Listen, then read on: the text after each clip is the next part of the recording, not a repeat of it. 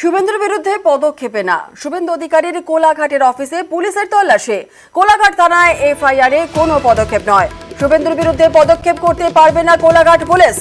30শে September পর্যন্ত শুভেন্দুর বিরুদ্ধে এফআইআর স্থগিত হাইকোর্টের। এফআইআরে স্থগিতাদেশের নির্দেশ বিচারপতি অমৃতা সিনহার।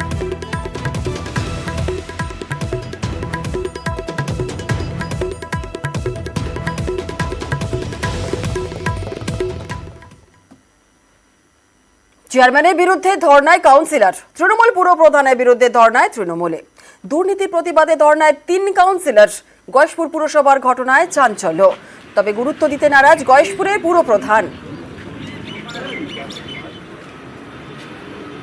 এই পৌরসভায় এত পরিমাণে চেয়ারম্যান দুর্নীতি করছে বিভিন্নভাবে, ফলস বিল থেকে শুরু করে ইদানিং লাস্ট দুদিন যে ঘটনা ঘটেছে সেটা হচ্ছে 14 তারিখে আপনারা দেখতে পাচ্ছেন 14 তারিখের একটা টেন্ডার উনি ডেকেছে, যেখানে এমসিসি লাগু চলছে। 1,18,000 টাকার একটা কোটেশন করেছে, যেখানে এইভাবে হয় না। 1 লাখ টাকার উপরে টেন্ডার থাকলে সেটা ই অকশন হবে, এবং তিনি ই অকশন না করে মাটি মাফিয়াদের আজকে ওই জায়গা থেকে 500 গাড়ির উপরে মাটি তিনি বের করেছেন। আমরা যতদিন পর্যন্ত আমাদের রাজ্য সভাপতি আমাদের সাথে কথা না বলবে এবং এই যে ঝামেলার এই বিহিত না হবে ততদিন পর্যন্ত, এবং চেয়ারম্যানের পদ থেকে আমরা দাবি করছি, আমরা ততদিন কন্টিনিউ চালাবই।